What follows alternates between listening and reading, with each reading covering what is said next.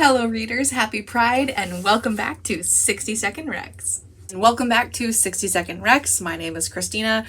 There are so many authors that I would like to introduce you to in the month of June that I do not have time to cover them all individually. So today I thought I'd do something different and tell you about one author who has several different books that might meet multiple people's interests. So without further ado, I am going to set 60 seconds on the clock only to keep myself somewhat on time. I might still go over, but you know that already, so you're going to keep watching, hopefully. So we have 60 seconds on the clock. Today I want to tell you about TJ Klune. I think I've talked about this author before. His works are just very heartwarming. That's the thing that they all have in common, but it depends on what your interests are. House in the Cerulean Sea is up first. This is a story of found family. It's about this guy who's assigned to check in on this foster parent and foster kids, and the kids are kind of like the kids in Hotel Transylvania. They're all over the place and they're very sweet, and the foster parent and the gentleman sent to check on them may or may not have a budding romance. And later on this year, there is a sequel. It does work as a standalone, but if you wanted more from these characters, there is more. Second up, we have Under the Whispering Door. There is this guy Wallace who really wasn't very nice in life. In the very first scene that we get to see, it's already over time.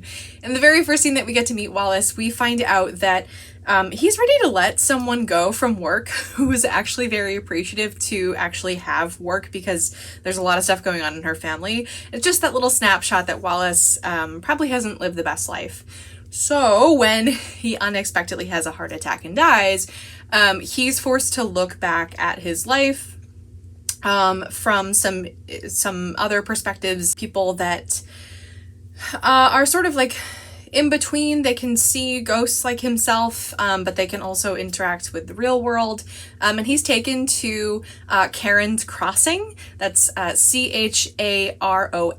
just like the Greek character who shepherds people along the river Styx.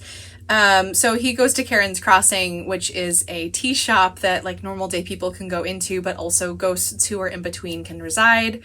It is heartwarming. It is a bit of a sad one at times, but it might interest you. It is a standalone. Then there's Wolf Song, or the first book in the Green Creek series.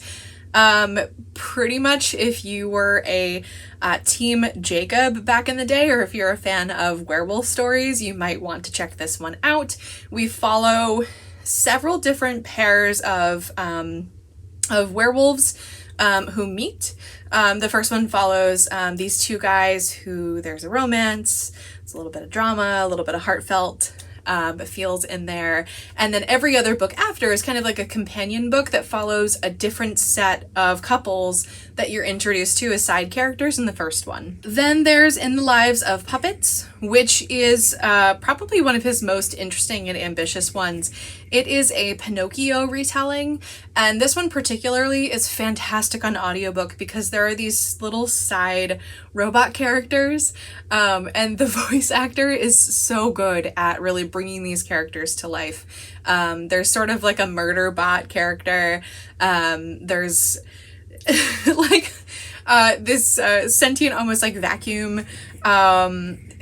Just very fun times in this one, and our main character is trying to figure out what happened to the humans before, and his caretaker may have been withholding some information from him about his heritage. That one, as far as I know at this time, is also a standalone. So these are several very different series by the same author, and hopefully you'll find one that you might enjoy and help you kick off your Pride Month. So either you want to check those out or you don't, and I will see you next week.